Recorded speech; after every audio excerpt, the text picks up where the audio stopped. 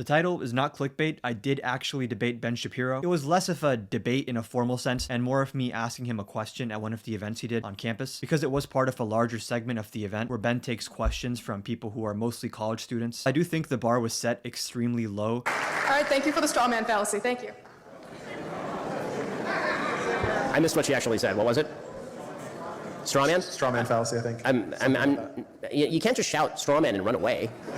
Do you want to come back and explain why it was a straw man, or no? Okay, you're just going to run away. Okay. A lot of the people other than myself who were, I guess, more left-leaning than Ben, I was just wondering, like, why did you guys show up? I can totally see why this whole market exists of, like, Ben Shapiro destroys ignorant college student. A lot of the people that were there, they did seem pretty ignorant, or at the very least, they were living in such a bubble that they weren't prepared for even the most basic pushback from the right. My initial intent with this entire thing wasn't to go and, like, own Ben or, like, destroy him. I actually thought we'd be able to find some kind of common ground on a principle that I thought people would be able to agree on in like a bipartisan way. At the very least, I thought Ben would be able to agree on it. And it seems like he knows his audience very well, and so he's very measured with the language he uses. Just for some background on what exactly I mean here, leading up to the 2016 election, Ben was one of the most prominent conservative voices that was actively speaking out against Trump. I think that Trump is bad for American politics. Trump is all about Trump. I mean, that's really the only thing that matters to him. So if Vladimir Putin insults him tomorrow, that matters more than if Vladimir Putin invades a country. He said that he thought Trump would do damage to the social fabric, which is like people's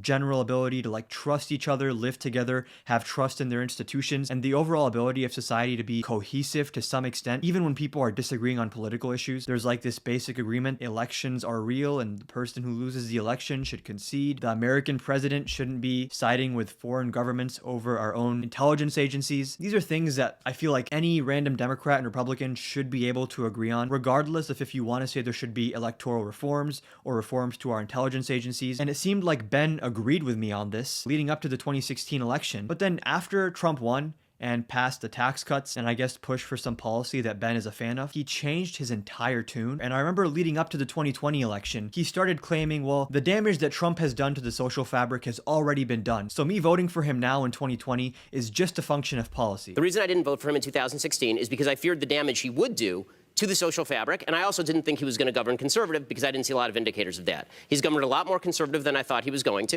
and as far as the damage to the social fabric, if he's already done it, I'm not actually mitigating against the damage to the social fabric by not voting for him in 2020. And this was very weird to me because obviously it was still possible for more damage to be done. And this is an issue that Ben very clearly cared about in 2016 and was able to speak on it with some level of passion. And to see him just completely disregard it in 2020 and make arguments that are very clearly not true. I don't believe that Donald Trump is a person whose views are leading in my imagination where the country ought to go. I mean, I don't look to Donald Trump as a thought leader. I wouldn't look to a child as a thought leader. I don't look to Donald Trump as a thought leader. So what are you talking about? He's the president of the United States. He's not the thought leader. Nope. It was a little bit upsetting because I do actually have respect for people that are on the right, but they're able to acknowledge like very basic things. Seeing him as someone on the right who at least ostensibly has this kind of sense that social cohesion is important and trust in institutions is important, I was curious to see if you'd be willing to make any criticisms of the right wing and the sort of direction the Republican Party seems to be moving in. My question is about the modern American conservative movement. So you have a famous saying, facts don't care about your feelings, that obviously drove a lot of popularity for you. Yeah, sure, I agree with that sentiment. My question is, I think polling has showed that something like 2/3 of Republicans today believe the 2020 election was stolen. It's very clear this is not just a fringe group. Like Carrie Lake, I think, was on Tucker Carlson recently and was saying that, oh yeah, my opponent is the Secretary of State. You never know, she could take votes. Obviously, I might be misquoting, but that's the general sentiment of what she said. And my question is, does that feel a little bit ironic to you that the conservative movement in America tends to portray themselves as caring very much about facts and logic, but when it comes to Daddy Trump losing an election, then all of a sudden, that's not really the case? And I'm asking in good faith because I think you said that Trump he would destroy the social fabric or something along those lines in 2016. You said in 2020 the damage had already been done, so you were okay supporting him. And then after that, he's obviously done a lot more damage to the social fabric. So where do you stand on that? I mean, where I stand on the election of 2020 is the same place I always stood. He lost the election of 2020. I said that the day that he lost the election of 2020.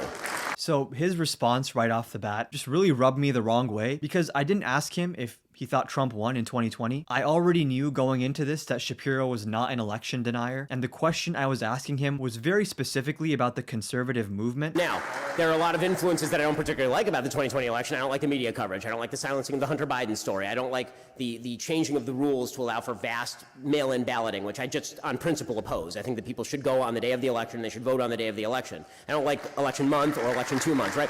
But none of that is to say that election fraud was the cause of Donald Trump losing the 2020 election. It was not. Donald Trump was the cause of Donald Trump losing the 2020 election. He ran a very bad campaign and he lost to a person who is dead.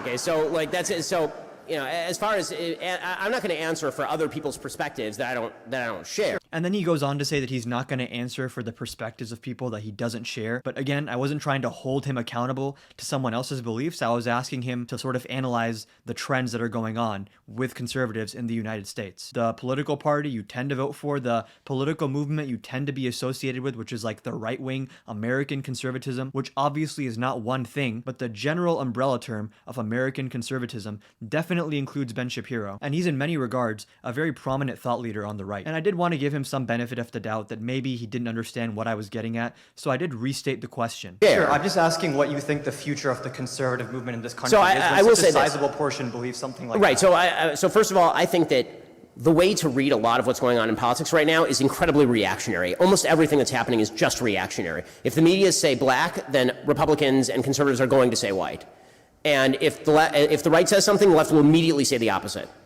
Right? We don't even share a common framework of facts at all. So here Ben makes a point that I actually do agree with. Politics in general is extremely reactionary and people just sort of have this like knee-jerk response to whatever the other side is saying. And a lot of times that can be the defining factor in whatever politics you have. I agree with him, but this is kind of missing the point of my question, which is like, okay, we agree that people are reactionary, but to the extent that people on the right are reactionary, how does that play out in the future when it seems like the stakes are being raised more and more? This has gone from like memes on Twitter and saying that Hillary is corrupt to Trump literally trying to obstruct the certification of the election in 2020 and a sizable chunk of the country supporting him in that regard. Politics is reactionary. That's not sufficient to actually answer the question. I see Ben as a smart guy. I thought like, am I gonna get something like profound from him? Maybe some sort of introspection or like, well, this is how the right is and maybe that can make them more susceptible to this. Like, I didn't get any of that. I just got, well, you know, politics is reactionary. What are you gonna do? And so what the right will do very often is they'll say, I don't even understand why the left is making a big deal out of election denial. You guys were calling Stacey Abrams the governor of Georgia for years on end.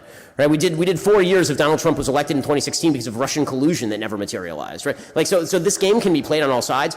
With that said, I can say that I think all of that was bullshit, right? I think the Russian collusion stuff was not true, and I think that it was an attempt to scurrilously undermine the presidency of Donald Trump. I can also say that I think Donald Trump lost the 2020 election because he lost the 2020 election. And then the thing that kind of bothered me even more after that is the kind of both sidesing. I'm not going to sit here and say there aren't serious problems with the American left, but that's a separate matter from what my question was about, and I just didn't see the point in bringing that up. This is something I can just keep asking myself as I go through this. Did Ben just not understand what I was getting at, or did he understand and was he just trying to like play to the crowd? Because it's not going to be very politically popular for him when there's this much audience capture to just stand up on a stage at a YAF conference and say, well, I think that what Trump represents in the Republican Party is very dangerous and it could have bad effects down the line, and I think conservatives need to redefine the tone. He's obviously not going to say that when Trump is extremely popular with the audience he's speaking to and with probably the majority of his audience overall. But even putting that aside, the examples he did give were so disanalogous to what I was trying to talk about, and I did try to point that out to him by saying not to interrupt and then interrupting him.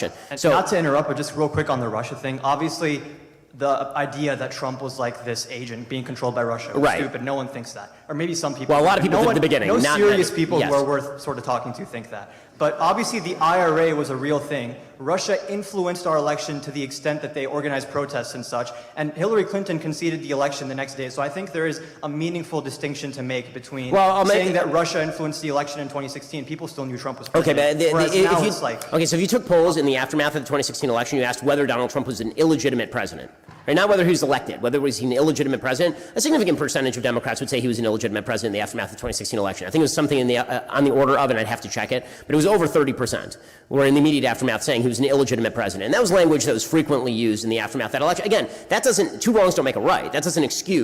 So the saying that the election was stolen and that it was stolen in a wide variety of states using unspecified methods or any of that. I'm not excusing that. The point I'm making is that we live in such a reactionary time. He goes on to make this comparison that a sizable portion of Democrats following the 2016 election also thought that Trump was an illegitimate president. And I'll grant that, but there's still a few caveats here. Firstly, the number of Democrats that believe Trump was illegitimate does not compare to the numbers of Republicans who think the election was stolen in 2020 and who continue to believe that elections are rigged if Republicans don't win. And even beyond that, when you say an election is illegitimate, I think it actually does matter why you think it was illegitimate. If you want to say, well, this election was illegitimate because a foreign country interfered to such an extent that they might have gotten some people to sit out or people on the margins to sort of vote differently in an election that was very close. Now, it's obviously wrong to say that Trump is an illegitimate president because of that. He still won fair and square, but you can ask very valid questions about, was this election completely free of bias? And that's a very fair question to ask, even if you want to ask it for the 2020 election. But that is different in substance and in scale than saying that the election happened and then after votes were cast, some were thrown out and some were made up in order to artificially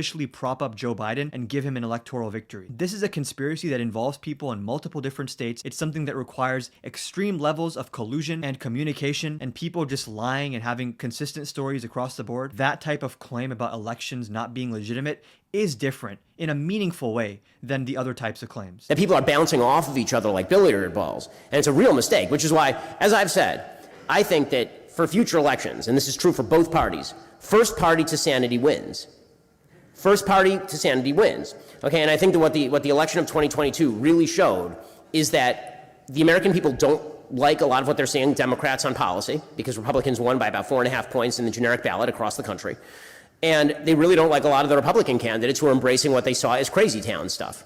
And it was almost a targeted strike on people who they thought were saying crazy town stuff.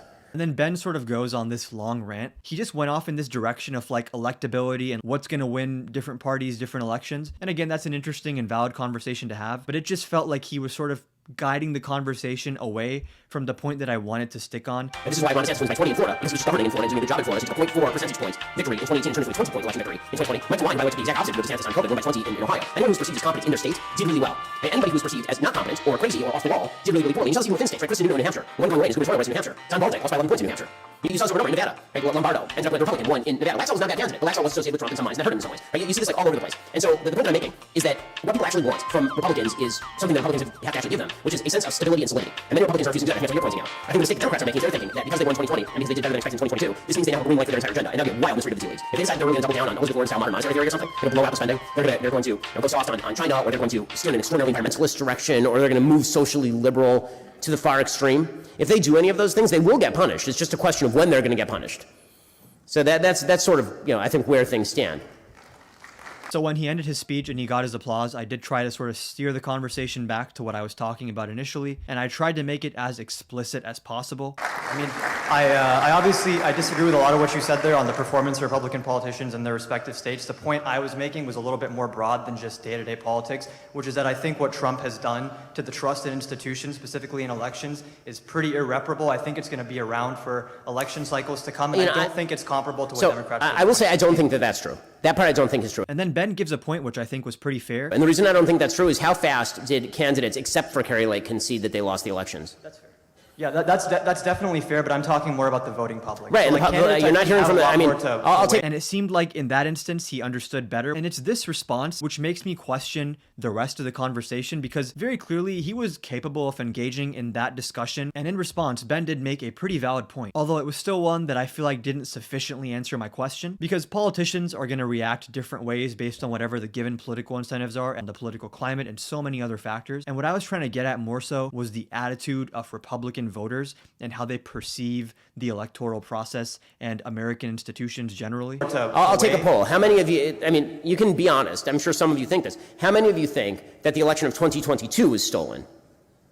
Like, show of hands. And this is where I kind of lost any sense that he was going to try to have this conversation in good faith, because he takes this audience poll, which is so useless, because clearly they're there to watch Shapiro speak. They're not going to do anything that's going to give me the upper hand in a back and forth with him. And even if they were, Ben has already made it clear that he doesn't think the election was stolen. And he's kind of asking the audience, raise your hand if you're stupid, because he's basically said, both of us have said that the election wasn't stolen and that it's really silly for people to think that. So why after that would anyone raise their hand to this question?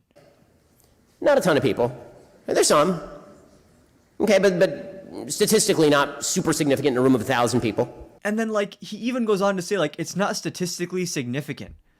Why is he talking about statistical? This is like the most biased sample you could ever think of. And it also neglects multiple polls. And I did try to point this out to him. Okay, so maybe they're scared because I said it, but you know. 60% of Republicans, according to polling, something like 50 to 70%. Again, I'm saying that Trump, the Trump election, every poll about Trump is, if you ask a question that makes me feel bad about Trump, I will just tell you the opposite. That's every poll about Trump ever. And then he kind of goes back to the initial thing about people being reactionary, but he also makes this implicit admission that part of the right is so reactionary that they will even go to the extent of denying outright reality itself. Right? They'll be like, you know, they can ask literally anything. It'll be like, has Trump been married 3 times? And if it's asked by the New York Times, they'll be like, no, he has not been married 3 times.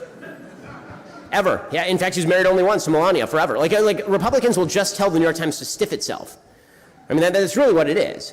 And so I think that a lot of those poll numbers, I'm not pretending that the phenomenon isn't real, it is real. But I do think it's transient. I think a lot of it is in reaction to people they think hate them.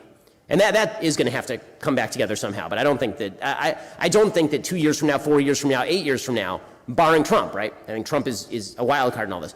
Let's say there's another nominee, and the Republican nominee loses. Do I think it's going to be the same thing again? I don't. I don't think we saw it this time. And at this point, I'm thinking, okay, he actually very clearly understands. Maybe he doesn't realize that he understands this, but like he understands this concept that reactionary politics on the right, and I'm not saying this isn't the case on the left, but I'm talking about the right here, has gone to such a level that people will deny something like the fact that Trump has had 3 wives. And that phenomenon is a distinct thing. It's a level of reactionariness, I don't know if that's a word, rising to such a level that it crosses a certain line of like, can we all agree on the basic facts? And as Ben was saying this, one of the event organizers who was screening people outside, she was asking people what question they were going to ask in advance of letting them in. She came up to me and said that I had to leave because I was taking up too much time. This was the point where the conversation was starting to get good, and we had kind of both arrived at the point I was actually getting at. And at this point, I was questioning, should I just kind of stay and be a dick and ask more questions and keep pushing him? Because this kind of felt like a turning point. But I decided I'd rather not be an asshole. I mean, if I've gone over time, there's people behind me, I'll just be respectful, I guess, and leave, giving the very thorough rebuttal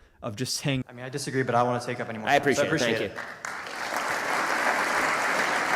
At that point, if I would have made another argument, he would have had the last word anyways, and I would have had to leave. So I was just like, okay, this is clearly not going to go anywhere. If I do stay longer, they might just take the mic away from me. And I'm sure there were other people in the audience who wanted to ask questions that were good. I did expect to have a more riveting and engaging conversation with him, but nonetheless, it was a cool experience to be able to go and ask him a question in the first place, because I didn't even know he was coming to my campus, and I found out literally, I think 2 or 3 hours before the event was going to start, and then I saw that tickets were sold out. But after doing some digging on the website, I saw that they did have this special queue for people that could get in if there was empty seats, and just by my luck, I managed to get in. And as I was sitting in the audience, I managed to come up with that question, which even then I didn't have like a specific word for word question. I just kind of freestyled it and freestyled the rest of that conversation. And I think it is cool that just as a general principle, he allows people who disagree with him to ask him questions at the end of his speeches. And if there's anything I would ask people to take away from this, it's that you should go to events like this. If someone's speaking near you and you disagree with them, you should go and you should ask them questions, and you should ask them questions that you actually have. Don't just go there to shit on them and try to make them look bad. Ask them a question that you are actually curious about, like, oh,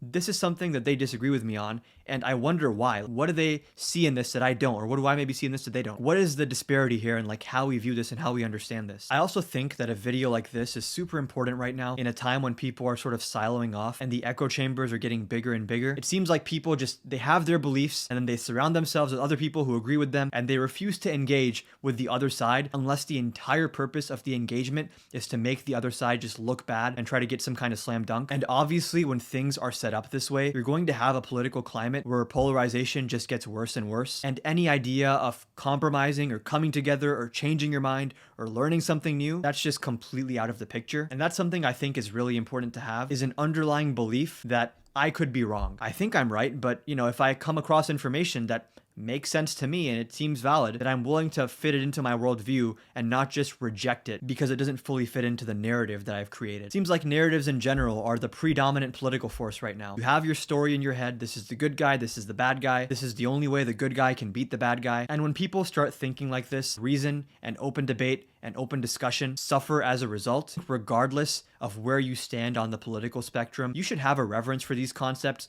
because they are instrumental in actually making society a better place. If you think you're right about something, you shouldn't just want to shame and judge people who disagree with you. You should be able to think that, like, I want to convince these people, and the only way to convince them is to meet them where they're at and then figure out what are the disparities between what they think and what I think, and then how can we get over those? How can we reconcile those? And sometimes it might just come down to, like, we have fundamentally different ethics and fundamentally different morals. But I think typically people actually agree on that stuff, and the place where disagreements come up is when people have different interpretations of factual evidence or just different understandings of how the world works. But those are differences that I think actually can be reconciled if people are willing to try, and that is what I'm attempting to do with this channel. And this did happen like over a year ago at this point, but seeing as I'm starting this YouTube channel now, I figured now is as good a time as any to milk this. If you did enjoy either my commentary here or the actual interaction I had with Ben, please do like and subscribe. This is a channel where I'm not going to try to hide that I have my own political beliefs and biases, but I do try to engage in good faith and actually understand where the other side is coming from and acknowledge good points when they're made and sort of use that to further develop my own understanding. And before anyone thinks that like I'm just super biased and I'm some kind of Ben Shapiro hater, I grew up watching Ben Shapiro videos. When I was like 16 years old in high school, I was known in my high school as like, that's the kid who loves Ben Shapiro. And then obviously as I grew older and gained life experience and became more educated, my political beliefs did go off in a very different direction than what Ben espouses. I'll have to think of another video idea now because this was the one I kind of had in the bank for like when views get low. Maybe this is going to help boost the channel. Assuming this works, I think now the bar is probably set higher for what I should be talking about. So, I mean, comments and suggestions are appreciated. And in the event that this video just flops, to the people that did watch it, thanks, I guess. Share the video and subscribe. If you watched it and you didn't like it, then I guess just dislike the video and move on with your day.